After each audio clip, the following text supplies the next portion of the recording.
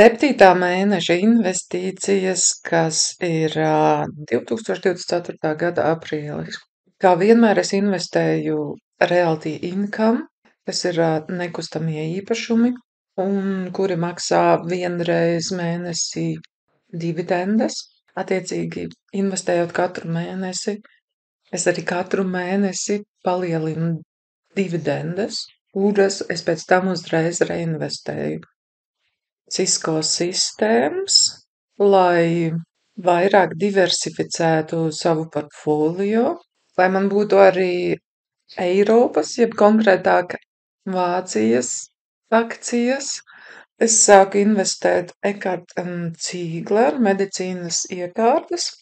Es veicu nākamo krājplāna investīciju Ahold Delhaize, lielveikalu ķēdes, Eiropa un KDDI Japāna telekomunikācijas.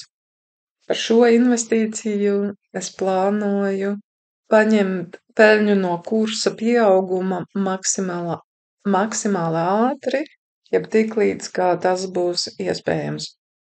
Tajā pašā laikā, ja es ar šo investīciju iesēžos, kas priekš manis nozīmē, ka kurs noiet uz leju, tad šī ir arī stabila akcija ar ļoti labām dividendēm, un attiecīgi es kursa kritumu tad izsēdēšu, vai arī ar nākamajām investīcijām pazemināšu vidējo pirkuma cenu ar mērķi paņemt maksimāli ātri peļņu no kursa kāpuma. Kopumā šajā mēnesī, kā vienmēr, ieguldīju 100 eiro mēnesī, un šomēnes sanāca reinvestīcija ar 63 eiro, no kuriem lielākā daļa 59 eiro bija no pās pārdošanas, kas iekļauj pās investēto summu un peļņu no kursa kāpuma, un 2,61 eiro ir ienākumi no pagājušā mēneša dividendēm, kuras es uzreiz reinvestēju.